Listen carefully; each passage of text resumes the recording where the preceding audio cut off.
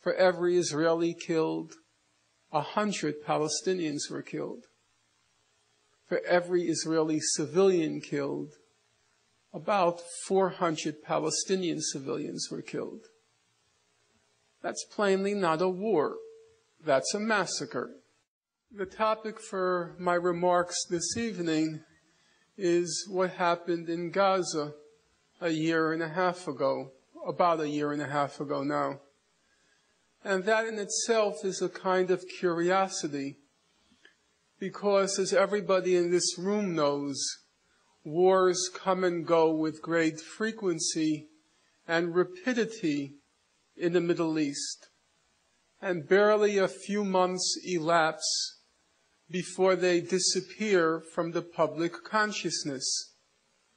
And yet something peculiar happened with Gaza, because it's nearly a year and a half since the Israeli invasion of Gaza, and yet it remains as current as ever.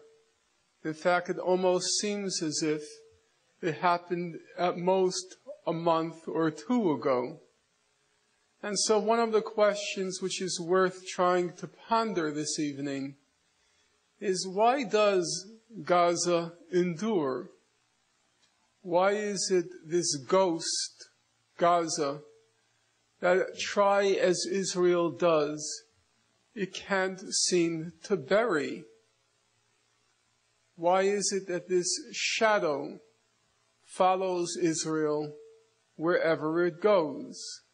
As Professor Ghanem said in his introductory remarks, even now, a year and a half later, Israeli officials feel very insecure because wherever airport they depart from, they're fearful that papers will be served, and the papers will be served because of what they did in Gaza.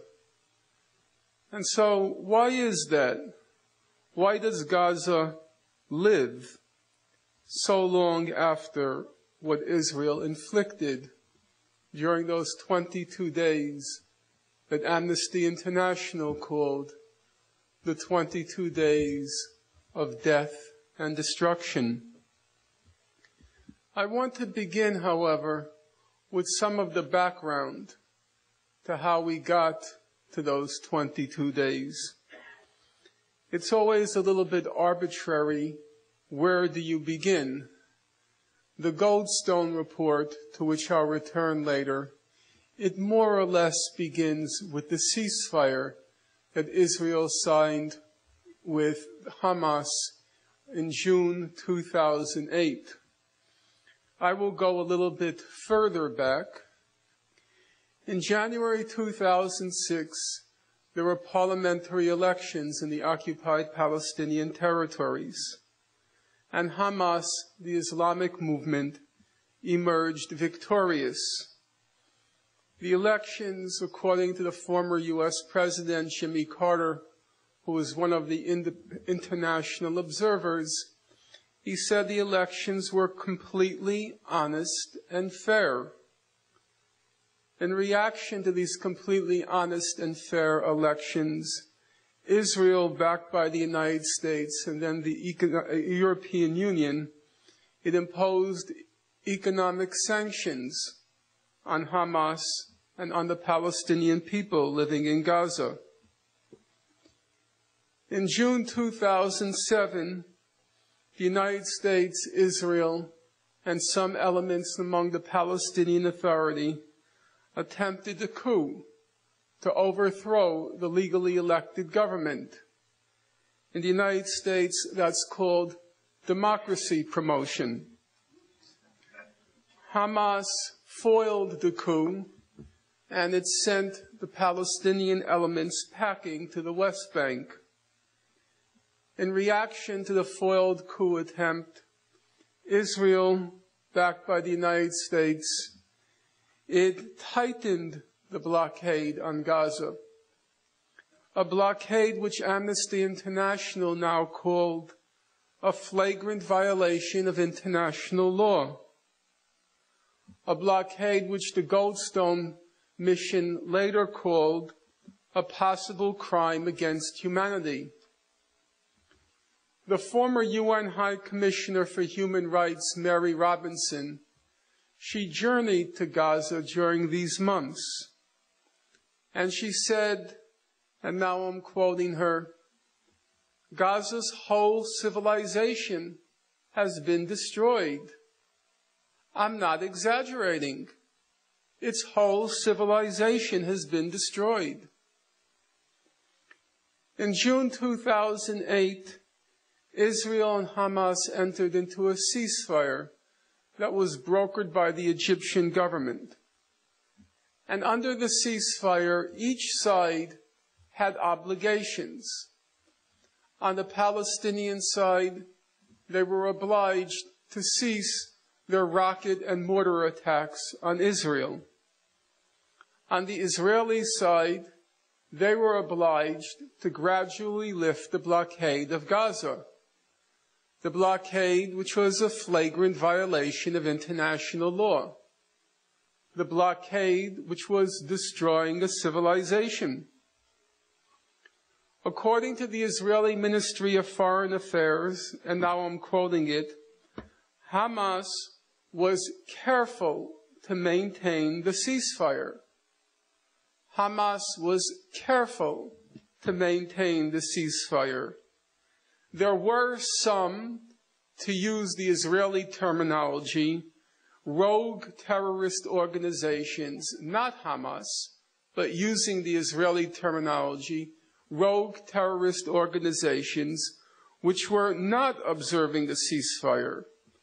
According to the Israelis, and now I'm quoting them again, Hamas enforced the ceasefire on the rogue terrorist organizations with a great deal, although not complete success.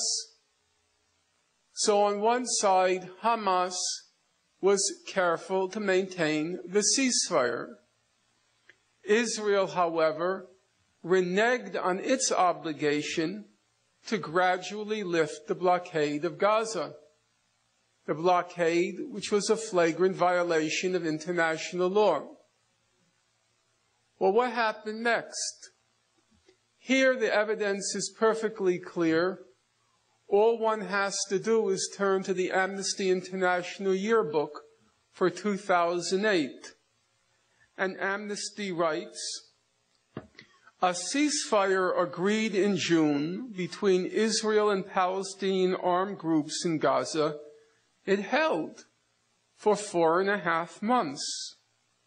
But it broke down after Israeli forces killed 6 Palestinian militants in airstrikes and other attacks on 4 November. The ceasefire was holding, even though Israel had reneged on its obligations. And then Israel patiently waited until Election Day in the United States, the historic election where the media and the public were riveted to the results. And on that day, Israel invaded Gaza, killed 6 Palestinian militants, knowing full well that at that point the ceasefire would break down, which is what happened. But you know those Islamicists, those fanatics and lunatics and cowards, you can never predict what they'll do next. And so what did Hamas do? Hamas kept saying until the end of December, we're willing to renew the ceasefire. We're ready to renew the ceasefire. But Israel has to live up to its obligation. It has to lift the blockade which is a flagrant violation of international law. Israel said no. Hamas had to unconditionally and unilaterally cease its rocket attacks on Israel.